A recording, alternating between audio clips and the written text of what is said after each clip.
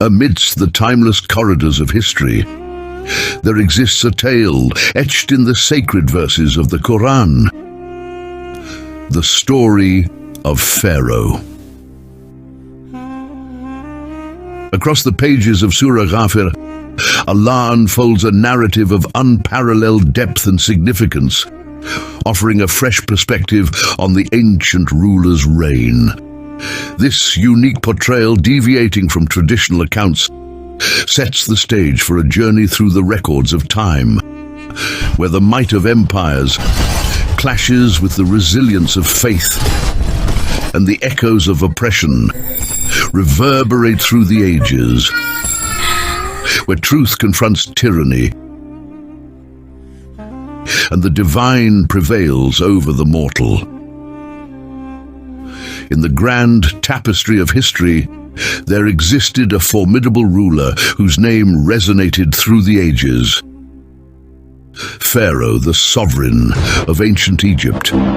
His dominion was unparalleled. His rule was unmatched. His empire vast and powerful, casting a shadow over all who dared to oppose him, exerting intimidation over all who tried to stand against him. To put this in perspective, Pharaoh was considered a superpower, and his empire was deemed the mightiest of its time. No military on earth was willing to challenge him, and he held political alliances with other great civilizations. Royals and princes from distant lands sought education under the Pharaoh's guidance, solidifying his status as a global superpower economically, politically, and socially. The monuments erected by Pharaoh's regime, some of which still stand in Egypt today, served as powerful symbols of his authority. These monuments, with their grandeur and magnificence, intimidated potential enemies, showcasing Pharaoh's might and signaling that his empire was far too advanced to be challenged. However, Pharaoh's entire civilization, as described in other parts of the Quran, is depicted as Zil Autad, the people of pegs. Despite their grandeur, Pharaoh symbolized oppression and exploitation evident in the enslavement of the Israelites. The term peg symbolizes the tent pegs used to set up military camps, indicating Pharaoh's pervasive military presence and control. Pharaoh's large military state necessitated constant movement, resulting in the establishment of military camps wherever his forces went. These portable camps had to be pegged down, reflecting the strategic control Pharaoh exercised over his population through his military might. Thus, while Pharaoh boasted a massive army, his constant mobilization hinted at the relentless use of military force to subjugate his people. Allah even describes Pharaoh's political strategies in the Holy Quran. Indeed, Pharaoh exalted himself in the land and made its people into factions, oppressing a sector among them, slaughtering their newborn sons, and keeping their females alive. Indeed, he was of the corruptors. Surah Qasas, Ayah 4. This ayah illustrates how Pharaoh exalted and praised himself in the land and manipulated its people into factions, oppressing certain sectors among them. His tactics included slaughtering newborn sons while keeping females alive, perpetuating a cycle of fear and manipulation to maintain his grip on power. This insidious and deceptive strategy ensured that certain people remained enslaved, stripped of their humanity and subjected to his tyrannical rule.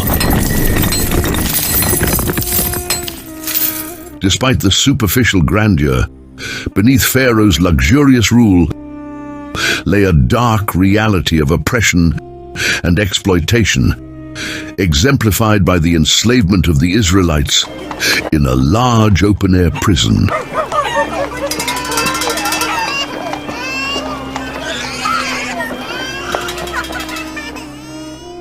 Yet amidst Pharaoh's tyranny, Allah sent Prophet Musa to challenge his authority, armed not only with divine revelation, but also with undeniable truth and authority. Unlike conventional weapons of war, Musa's authority derived from the truth itself, a force more powerful than any army. This truth served as a formidable and more frightening weapon against Pharaoh's military might, symbolizing the power of divine guidance over human oppression. And we did certainly send Moses with our signs and a clear authority. Surah Ghafir, Ayah 23.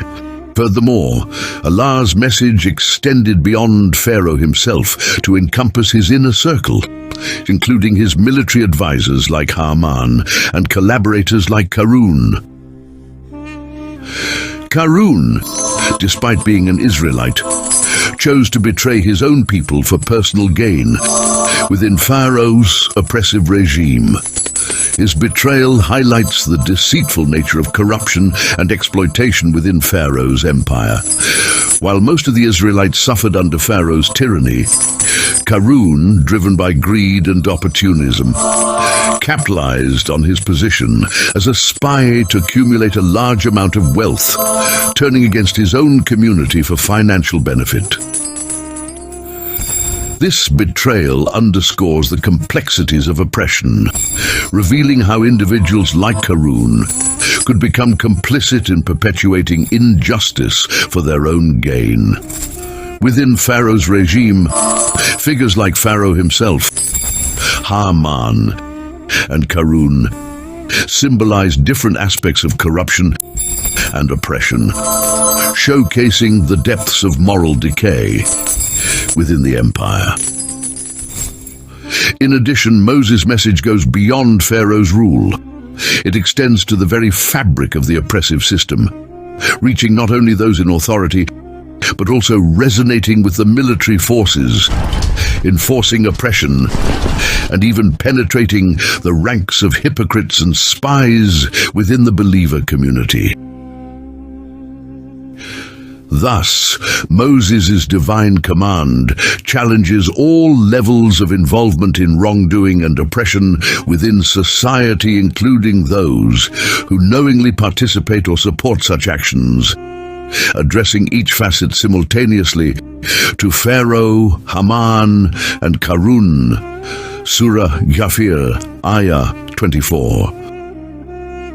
Amidst the complicated and detailed networks of political tactics within the mighty empire of Pharaoh, a strategic response began to take shape.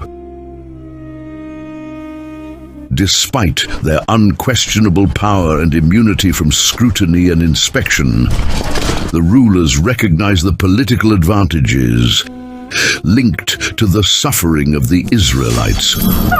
While they could have easily eradicated them, the Israelites served a dual purpose as both laborers and a tool for shaping a particular narrative about the empire.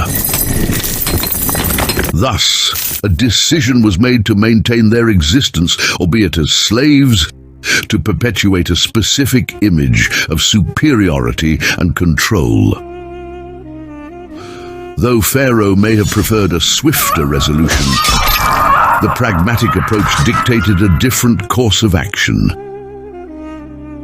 Instead of outright extermination, the focus shifted to controlling the perception of the Israelites, ensuring that both their own people and visitors from other places viewed them through a lens crafted by the empire's propaganda machinery. So in response to the divine message brought forth by Prophet Musa, Pharaoh and his associates devised a cunning strategy, labeling Musa as a magician and a deceitful fabricator. But they responded, magician, total liar. Surah Kafir, Adjusha 24. This calculated response aimed to discredit both Musa and the Israelites, portraying them as untrustworthy and deceitful entities. Through a meticulously orchestrated media propaganda campaign, Pharaoh sought to invert reality, positioning himself and his regime as the victims, while painting the Israelites and Prophet Musa as the true threats to society. This narrative served to solidify Pharaoh's grip on power, while demonizing those who dared to challenge his authority.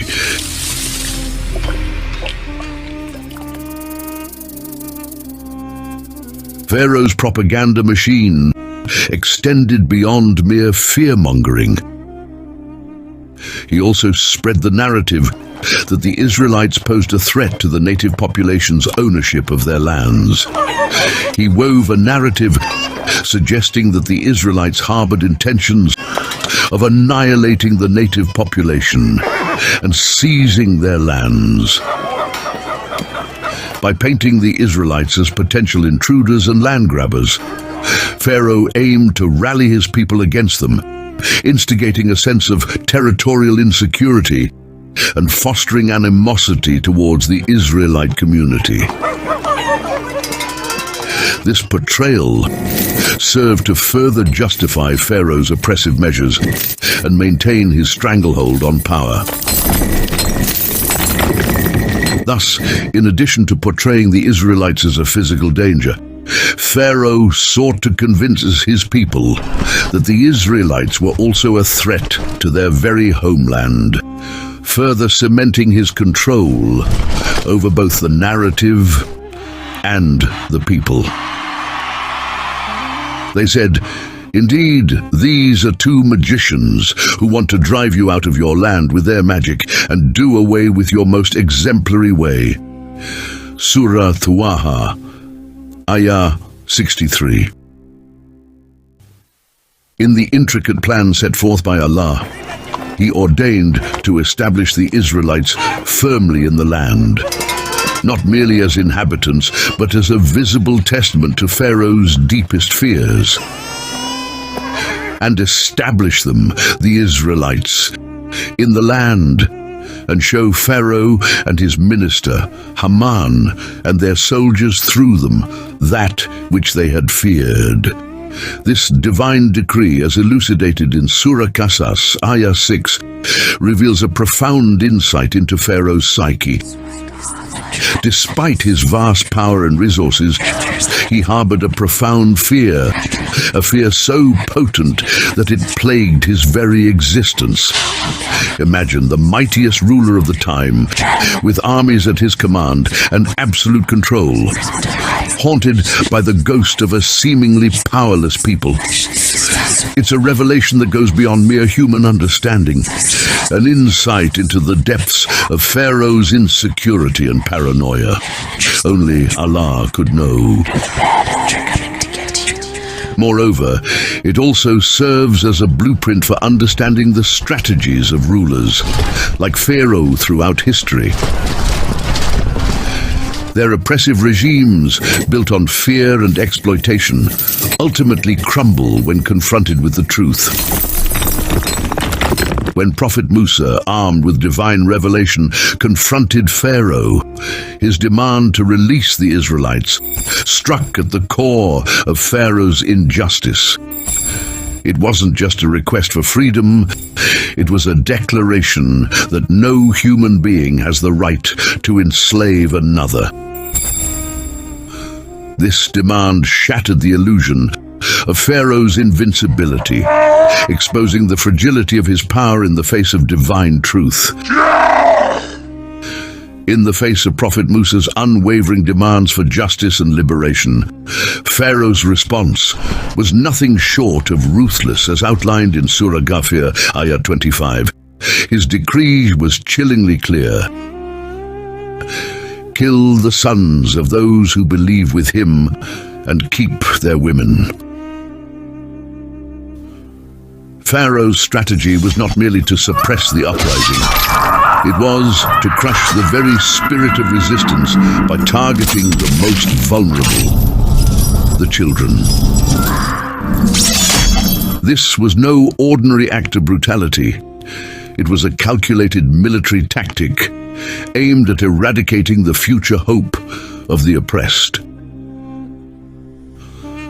By slaughtering their offspring, Pharaoh sought not only to eliminate potential threats, but also to inflict immeasurable psychological anguish upon those who dared to challenge his authority. Furthermore, Pharaoh's directive to spare the women was not an act of mercy. Rather, it was a wicked plan to ensure his rule of terror continues. By keeping the women alive, Pharaoh aimed to maintain a cycle of oppression, knowing that as long as they could bear children, the cycle of resistance would continue. It was an evil plan designed to continue causing fear and keeping people under control for generations to come. Thus, Pharaoh's policy went beyond mere violence. It was a strategic campaign to break the will and resilience of an entire people, the Israelites, sparing no one, not even the innocent children, in his pursuit of absolute power. However, as stated in Surah Ghafir, Ayah 25, but the plotting of the disbelievers was only in vain. Despite Pharaoh's ruthless measures, Allah declares that the schemes of the disbelievers are futile, pointless. This assurance from Allah signifies that Pharaoh's strategy, though cruel and calculated, is destined to fail. Even as Pharaoh's oppression intensifies, the Israelites cling to hope and faith, refusing to surrender to despair. Their unwavering belief in Prophet Musa and their steadfast adherence to their faith puzzled Pharaoh and his followers, who could not comprehend the resilience of those they seek to control and enslave. Allah's statement also extends beyond Pharaoh's reign, predicting that similar tyrants in the past, present and future will employ such tactics only to meet eventual failure. In Pharaoh's escalating desperation, he devises what he perceives as a final solution. Let me kill Moses, as stated in Surah Ghafir, Ayah 26. Pharaoh aims to strike at the heart of the Israelites' leadership by targeting Moses, their revered figurehead. Despite Moses' elevated status within Egyptian society, Pharaoh viewed him as a dangerous influencer whose presence threatened his grip on power. Pharaoh's decision to eliminate Moses underscores his ruthless determination to suppress any disagreement, even from individuals regarded as citizens of the state of Egypt.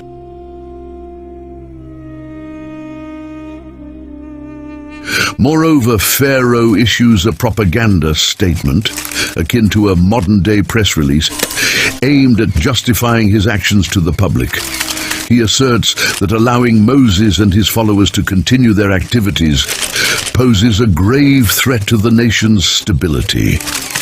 Pharaoh manipulates the narrative, portraying Moses as a potential agent of religious and social upheaval. By invoking fear of change and emphasizing the preservation of national identity, Pharaoh seeks to gather public support for his oppressive measures. I truly fear that he may change your traditions or cause mischief in the land. As Surah Ghafir, Ayah 26 emphasizes Pharaoh's concern over the perceived threat posed by Moses and his followers. Pharaoh's words demonizes Moses and his followers, portraying them as radicals who threaten societal norms. He takes advantage of nationalist sentiments, painting himself and his regime as guardians of tradition and order. Pharaoh's call to target the loudest voices among Moses' supporters reveals his strategy of eliminating influential figures to suppress disagreement effectively.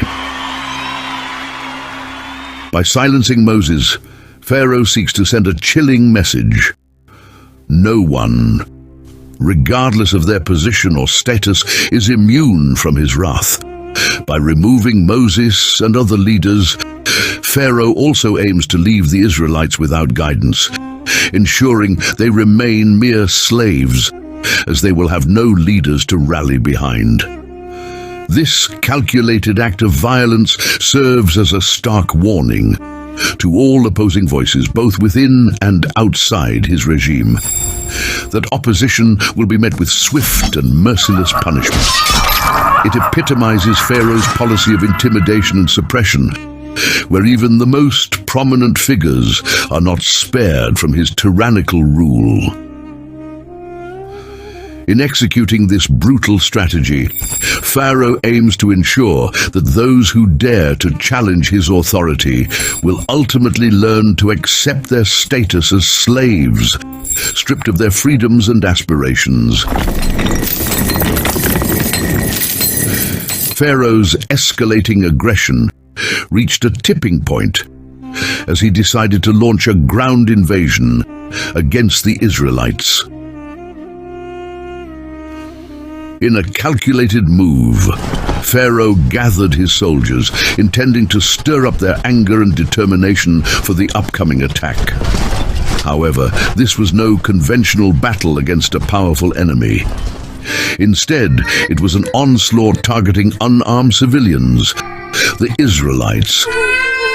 Pharaoh's inflammatory words depicted the Israelites as insignificant, powerless beings, deserving of eradication. He sought to stoke his soldiers' fury, portraying the Israelites as vermin infesting their land, compelling them to cleanse Egypt of this perceived threat. Pharaoh's speech, as chronicled in Surah Shu'ara, belittled the Israelites, portraying them as a minor annoyance that needs quick resolution. He manipulated his soldiers' emotions, provoking them into viewing the Israelites as enemies of the state. Who have really enraged us? Surah Shu'ara, Ayah 55. In Pharaoh's impassioned address to his army, he subtly conveyed the sentiment that Egypt, as a sovereign nation, possessed the inherent right to defend itself against perceived threats.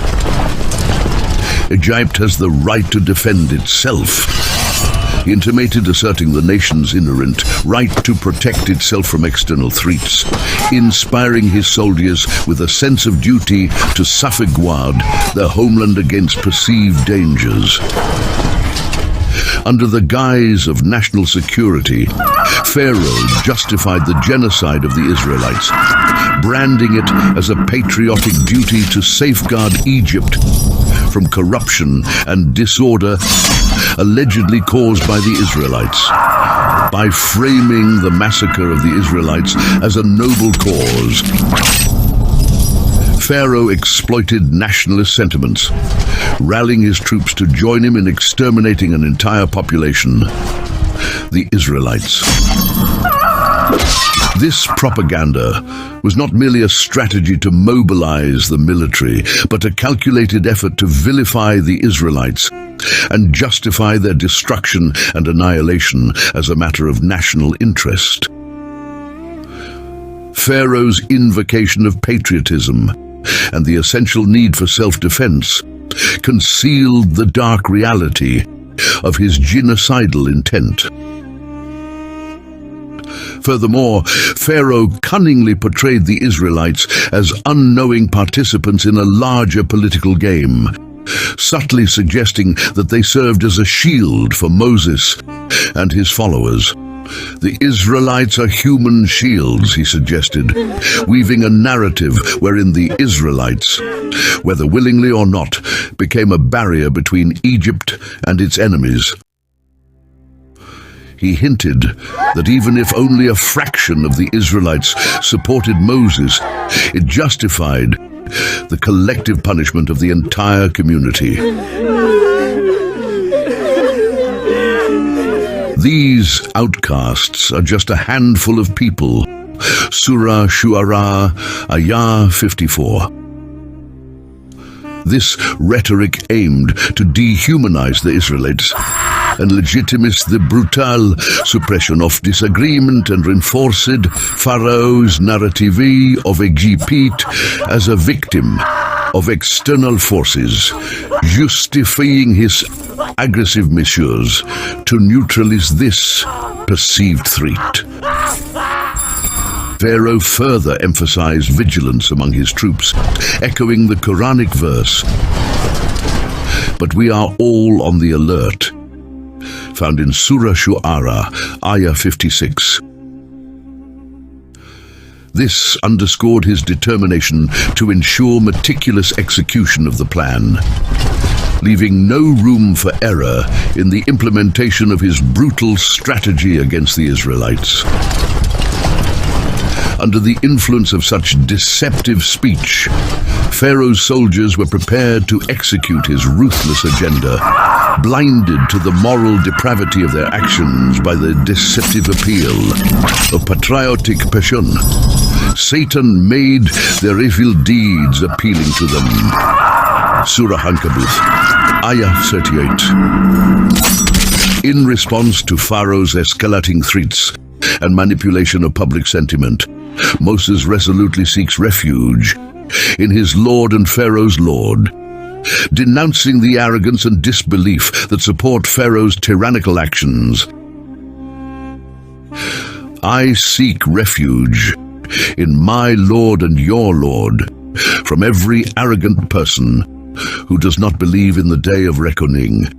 Surah Ayah 27.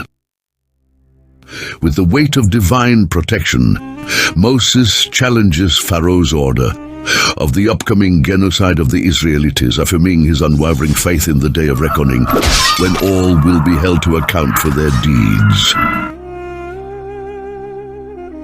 Moses' steadfastness serves as a strong reminder of the ultimate authority and justice of Allah, going beyond the earthly power wielded by Pharaoh and his regime. Amidst the oppressive atmosphere of Pharaoh's reign, a remarkable voice emerges from within his own administration. Mu'min al-Fir'aun, known for concealing his faith and conscience under the weight of fear and repression. However, as the injustice and cruelty of Pharaoh's regime reach unbearable levels, Mu'min al-Fir'aun finds the courage to speak out against the tyranny. He says, "Will you kill a man only for saying, my Lord is Allah, while he has in fact come to you with clear proofs from your Lord? If he is a liar, it will be to his own loss, but if he's truthful, then you will be afflicted with some of what he is threatening you with." Surah Ghafir, Ayah 28. His heartfelt plea carries profound significance, questioning the morality of killing a man simply for professing faith in Allah and delivering divine revelations. In Surah Ghafir, Ayah 28, he challenges Pharaoh's ruthless order, urging him to consider the consequences of his actions and the undeniable truth embodied in the clear proofs brought forth by Moses. Mu'min al-Fir'aun's courageous stand against oppression and injustice serves as a powerful testament to the resilience of the human spirit and the enduring quest for truth and righteousness. In the face of severe orders and commands given by Pharaoh, where he proclaims that if even one of his people is harmed, He will retaliate by slaughtering 1,000 innocent Israelite children, and will do so with a perverse sense of satisfaction. A disturbing reality unfolds. This heinous order not only reveals the brutality of Pharaoh's reign, but also highlights the insensitive disregard for human life, treating innocent children as mere collateral damage in a twisted power play. Instead of acknowledging the excessive brutality of such actions, Pharaoh disguises his tyranny as a defensive measure, presenting it to the world as a necessary response to external threats. This twisted justification seeks to whitewash the gross injustice inflicted upon the Israelites, painting it as a regrettable but unavoidable course of action. Thus, Pharaoh's regime employs deceit and manipulation to disguise its atrocities with a false appearance of legitimacy, all while perpetuating a cycle of violence and oppression. In the midst of the unfolding narrative of defiance and oppression, a profound revelation emerges. Surely Allah does not guide whoever is a transgressor, a total liar. Surah Ghafir, Ayah 28, illuminating a fundamental truth about divine guidance. Allah, in His infinite wisdom, declares that He does not guide those who transgress the bounds of decency and truth, who resort to falsehood and excessiveness in their actions. This guidance extends beyond spiritual enlightenment. It encompasses the preservation of justice and righteousness in the world. When individuals indulge in acts of tyranny and deceit, manipulating truth to justify their atrocities, they find themselves deprived of divine guidance and support. Allah's commands serves as a safeguard against the success of evil schemes and ensures that the plans of transgressors never come to fruition. In essence, Allah's guidance acts as a beacon of light, guiding humanity away from darkness and towards righteousness. It is through this divine intervention that the Israelites, the steadfast followers of Prophet Musa, find salvation from the clutches of oppression and injustice. This story is not about present-day Muslims or followers of Prophet Muhammad. It narrates the plight of the enslaved children of Israel under a tyrant, highlighting the formula of tyrants. Despite Pharaoh's power, Allah's truth prevails, exposing the fragility of tyrannical regimes built on oppression. Pharaoh's response to Prophet Musa's message was predictable yet horrifying, resorting to extreme measures such as genocide and assassination attempts on Prophet Musa's life. Pharaoh's actions epitomize human cruelty, revealing the lengths to which tyrants go to suppress disagreements. Even within Pharaoh's administration, opposing opinions emerge, with individuals like Mu'min al-Fir'aun secretly opposing his tyranny. Mu'min al-Fir'aun's courage demonstrates the resilience of the human spirit in the face of oppression. Despite Pharaoh's might and propaganda, Allah's truth prevailed, exposing the emptiness of Pharaoh's power.